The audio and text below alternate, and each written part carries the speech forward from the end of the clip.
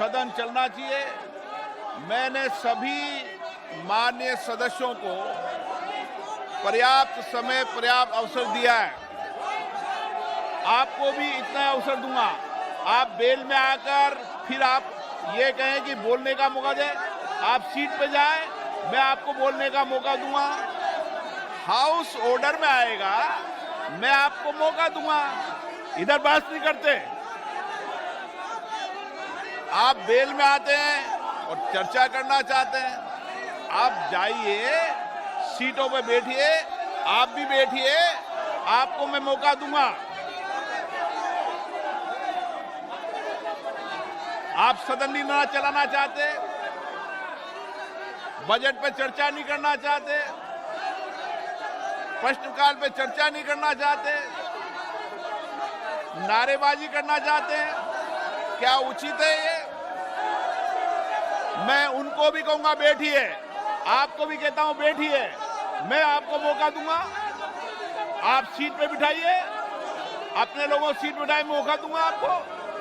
आप बाहर जाकर चर्चा करते हैं, मौका नहीं देते, और बेल में आके नारेबाजी करते हैं। गलत गलत। संसद की मर्यादा होती है, हम मर्यादा को बनाए रखें। हम सबको मौका देंगे। सदन की कार्रवाई 2 बजे तक के लिए स्थगित की जाती है।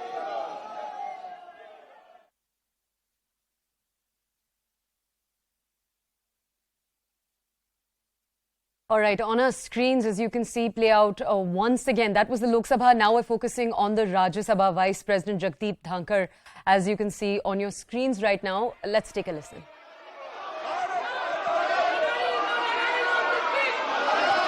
The House stands adjourned till 2 p.m. today.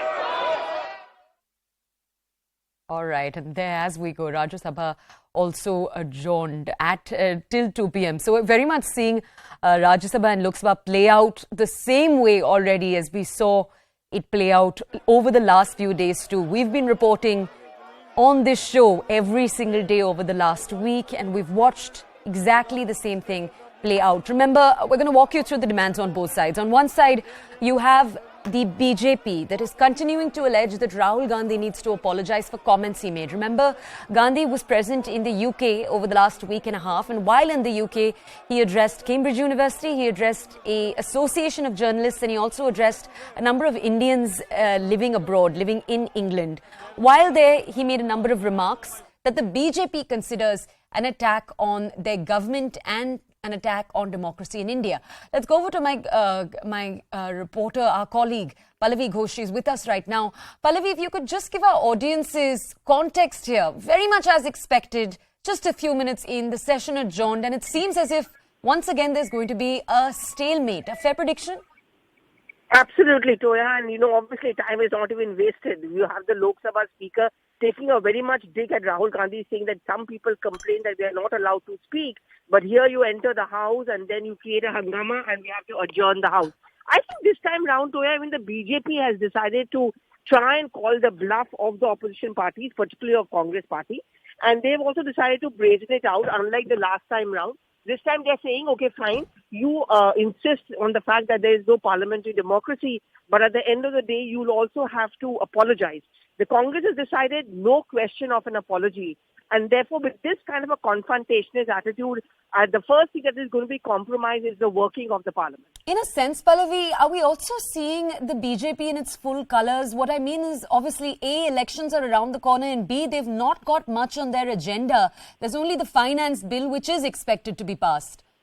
Oh yes, absolutely, you're bang on, Toya, because one, as far as passage of the budget... समझ में आ रहा है कि वो टिप्पणी उन्होंने अपने लिए नहीं की थी, रिंग मास्टर गोगो के लिए की थी। कौन है ये ring master Gogo? Ring master Gogo उनके दोस्त हैं गौतम अडानी। ये टिप्पणी गौतम अडानी के लिए की थी। वो एक आदमी, वो एक दोस्त पूरे हिंदुस्तान पर भारी हो गया, हिंदुस्तान की कैबिनेट पर भारी हो गया, हिंदुस्तान की संसद पर भारी हो गया। और वैसे हम उनको धन्यवाद भी देना चाहते हैं गौतम अडानी जी को। गौतम अडानी जी की वजह से देश के नौजवानों को रोजगार मिला या नहीं मिला वो तो आप जानते हो। इस देश के कैबिनेट को जरूर रोजगार मिल गया, हर मंत्री को बोलने का मौका मिल गया। नहीं तो फीते भी प्रधानमंत्री काटते थे, श्रेय भी हर चीज का प्रधानमंत्री लेते थे। अब धन्यवाद हो गौतम अडानी जी का कि मंत्रियों को बोलने का मौका मिल रहा है। एक मंत्री थी, हैं अभी भी, जब वो गैस सिलेंडर पर बैठती थी यहां सड़कों पर, तब वो मंत्री नहीं थी। अब गैस सिलेंडर का दाम बढ़ जाता है तब नहीं बोलती, तब वो सिली सिली बातें करती रहती। गौतम अडानी पर जो ही बात आई उन्होंने भी कल प्रेस वार्ता की। कानून मंत्री, कानून के अलावा हर चीज पर बोलेंगे। आज उन्होंने भी मुंह खोला, तब नहीं मुंह खोला था जब उनके अपने राज्य में चीन घुसता चला आ रहा था। एक गांव बसा दिया चीन ने उनके राज्य में, तब नहीं बोले थे। आज वो भी बोले। जेपीसी की मांग गौतम अडानी पर, हिंडनबर्ग रिपोर्ट पर कांग्रेस जब भी करती है, ये ध्यान बटाने के लिए संसद भी नहीं चलने देते। ये इतिहास में पहली बार हो रहा है कि रूलिंग पार्टी संसद नहीं चलने दे रही। क्यों नहीं चलने दे रही? क्योंकि डर है कि संसद के भीतर रिंग मास्टर गोगो का कोई नाम नहीं ले ले। घबराहट इसी बात की है कि कहीं जेपीसी की मांग नहीं कर दे राहुल गांधी। कहते हैं देश का अपमान कर दिया। याद है अरुण जेटली जी कहते थे भाई बाहर अगर प्राइम मिनिस्टर ने कुछ बोला है देश के लिए तो क्या गैग ऑर्डर है, क्यों नहीं बोलेंगे कि 60 साल में कुछ नहीं हुआ। ये अरुण जेटली जी कहा करते। लेकिन जिनके दोस्त इतने मजबूत हों उनको सब माफ। विदेश में कैम्ब्रिज यूनिवर्सिटी में भारत के छात्र पॉलिटिकल रिसर्च करते हैं, हर तरह की चर्चा करते हैं, गूढ़ चर्चा करते हैं। जो हमारी ये एक हफ्ते में जो डिग्री ले आती है ना मंत्री, इन लोगों को नहीं समझ में आएगा। वहां अगर लोकतंत्र के सामने जो चुनौतियां आई हैं उस पर कोई चर्चा हो रही है तो वो लोकतंत्र को मजबूत करने की कवायद है। देश का अपमान तो तब होता है जब आप चीन को क्लीन चिट दे देते हैं। देश का अपमान तब होता है जब देश के विदेश मंत्री कहते हैं कि चीन तो हमसे बड़ा है, वो तो बड़ी इकोनॉमी है, बड़ी अर्थव्यवस्था है, हम उनसे कैसे लड़ सकते हैं। तब होता है देश का अपमान। देश का अपमान तब होता है जब देश की जुडिशरी को आप मजबूर करते हैं कि वो प्रेस के सामने आकर अपना रोना रोए।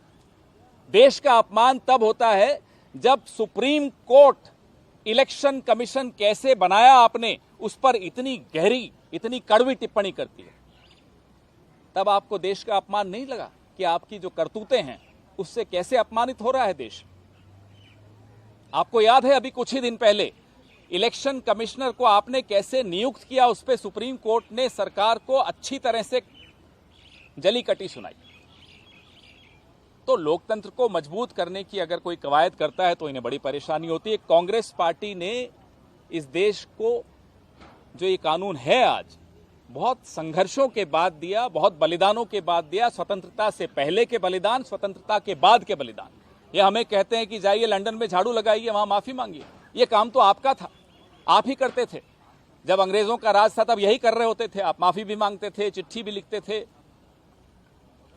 झुक झुक कर सलाम भी करते थे, उनके साथ मिलकर भारत छोड़ो आंदोलन को दबाते भी थे, लिखते थे कि साहब ये आंदोलन कैसे दबाया जाए, हम आपकी सहायता करने को तैयार हैं। नेताजी सुभाष चंद्र बोस आईएनए बना रहे थे, ये आईएनए का कैसे मुकाबला करें उसके लिए पूरा एक रिक्रूटमेंट ड्राइव करते थे। तो इनका इतिहास ये थोड़े बदल पाएंगे। इसलिए हमारी जो जेपीसी की मांग है, इनके परम मित्र के बारे में, अडानी जी के बारे में, उस मांग पर कोई समझौता नहीं हो सकता। हम ये मांग दोहराते रहेंगे। ये कितना ही विषय से भटकाएं आपको, हम नहीं भटकने वाले। अडानी जी पर, हिंडनबर्ग रिपोर्ट पर जेपीसी का गठन होना चाहिए, ये आवश्यक है। इस देश का एक एक नागरिक चाहता है।